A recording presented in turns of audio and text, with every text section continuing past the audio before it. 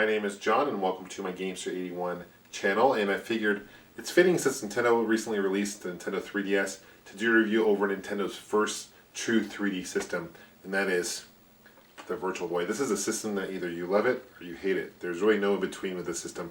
I'll be honest with you, this system has grown on me over the years. I didn't really like it when it first came out, but currently I have been playing the system quite a bit. But it's kind of awkward to play because, I mean, how are you supposed to play it? There's a stand here, but you can't really play it like this because it's awkward. It doesn't really hold. You have the controller here. The best way to play is either you have to sit down, use it on the table, or my preferred way of playing it actually is laying on your back and playing it like this on your back. But there's no strap to your head. You can't really see what's going around you. So it's very awkward. Nintendo didn't really design the system very well. So it was Nintendo's biggest commercial flop for a system. So let's take a closer look at the system itself. I've got the box. I'll show you the box. We'll see some gameplay. I hope you guys learned a few things. Thanks for watching. I'll start off by showing you the box. Now this is the original Virtual Boy I picked up back at launch date, which came out August 14th, 1995. It retailed for $180 US. I think it's a pretty cool box. It came with a coupon here for some Duracell batteries. It takes 4 AA batteries. Which I'll explain where those go in a second. It came packed in with Mario Tennis, which is probably one of my favorite games for the system. It's a great packing game. The back sides are all pretty much the same. On the back, it shows you the Virtual Boy. It shows you more about tennis. It shows you some other games that were released and launched for it. You know, Galactic Pinball, Red Alarm, all that good stuff. But in Mario Clash, which is a cool game. These two here said coming soon, although Wario Cruise was never released for the system. A lot of the titles were going to come out, and unfortunately the system only lasted a year. So the Virtual Boy was a commercial failure for the Nintendo. This is the Virtual Boy system itself in front of me. It does come with a stand, as I showed you before. It clips on and off for storage purposes. You have the screw here you can actually tighten and loosen so you can adjust the headset itself. It comes with a controller as well. I'll explain what that's all about in a second. And here is a foam piece that actually comes on and off, and the whole idea was to kind of block any of the light so it wouldn't take away from the image that you see. On the top here is your focus. You have 2 different knobs to focus. Basically the way it worked is a whole bunch of tiny mirrors that would vibrate really quick, and actually when you turn on the system you can hear them kind of vibrating if you listen carefully. And the whole idea was it would cause what they call a parallax effect, and it would almost make it appear in 3D. So that's kind of where you wear 3D glasses today. This is kind of your glasses you'd stare into. Unfortunately, over time, as you use this and you move it around, it erodes, and unfortunately, it doesn't cause the effect as it should, and it becomes kind of glitchy, so to speak. So a lot of the systems, you gotta be careful when you're finding your Virtual Boy. A lot of systems today don't work, and they cause glitchiness and all that good stuff. Now, there is a way to fix it, but it's kind of complicated, and it's just kind of a real hassle to deal with. So when you're looking for a Virtual Boy system, make sure that it's in working condition if you're looking for one. I took the stand off, and here's the bottom of the Virtual Boy. These are called game packs. These are the game cartridges that would plug into the bottom of the Virtual Boy like so. This is your volume. This is a jack where you put your headphones into if you want to listen to it. And this is your controller jack right here. This is where you plug in your controller. This is an extension out.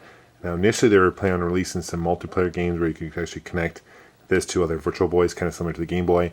That never saw the light of day, never was released. So unfortunately, even though there was a port here, there's no official connection cord to use it. This is the controller itself. Not a big fan of it. The design's kind of weird. You have these 2 big grips right here, 2 directional pads. The whole idea for 2 directional pads was so you can actually control in a 3D environment. So there's certain games like Red Alarm where one would be up, down, left, right. Only a few games actually use both D-pads. This is your B, your A, just like Nintendo or a Game Boy. You get your select start. This is your on-off. So the power on-off is actually on the controller itself, not the system.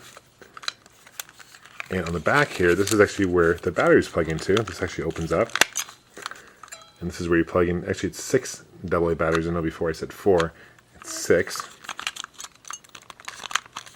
And they also had a power supply where you can actually purchase a power supply and use that and plug into a wall. So this thing did eat up batteries, but not as bad as other handhelds back in the day. Another big disappointment about the Virtual Boy itself was that it was all in monocolor red when you're playing it. So similar to the Game Boy, how that was black and white, the Virtual Boy is only in shades of red. And the main reason they did that was a couple things. For cost-effective reasons, it was cheaper to do it in one color rather than do it in full color.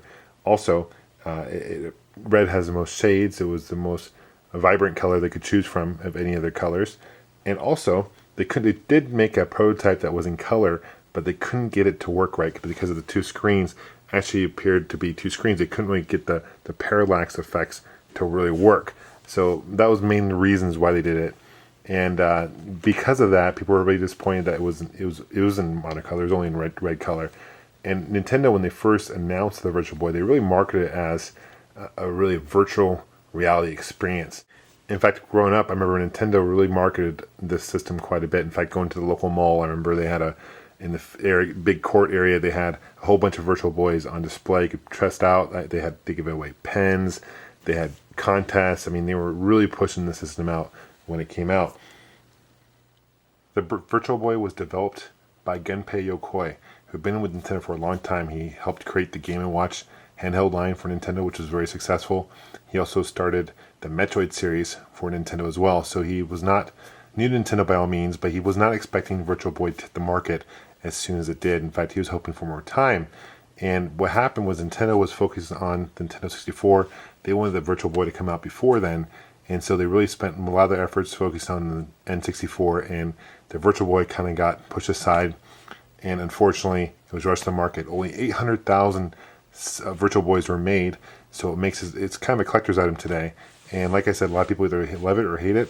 I think it's very unique. It does appear to be in 3D. I'll try to take some gameplay footage for you guys, but it's going to be very tricky to show you because unfortunately it's not appear in 3D, and I kind of have to film this. We'll see if it works or not. But I wanted to show you what games I do own for the system. I've got Waterworld by Ocean. This is one of the few games by a third-party developer. You got Red Alarm, Virtual League Baseball, another by Kemco, and that's another third-party. Mario Clash, which plays a lot like the original Mario Brothers, which is in 3D, a really fun game.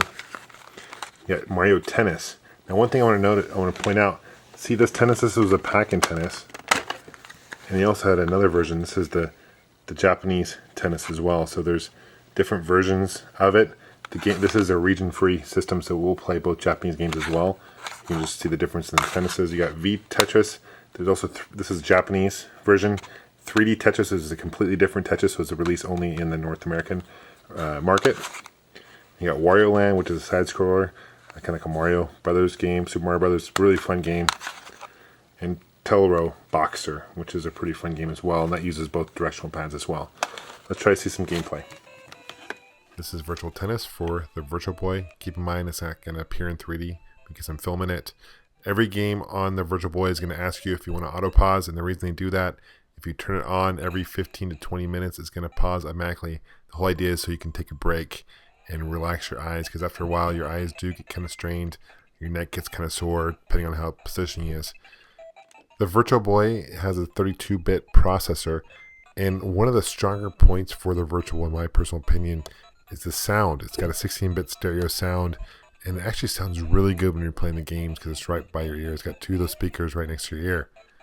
In the tennis, you can choose from Mario, Luigi, Princess, Toad. There's a whole bunch of playable characters. You can play, do a tournament style, so you can play different matches. The game's a lot of fun, high replay value. If you have a Virtual Boy, definitely get tennis for it. This, I think Mario Clash is one of my favorite ones. Wario World is also a great one for the system.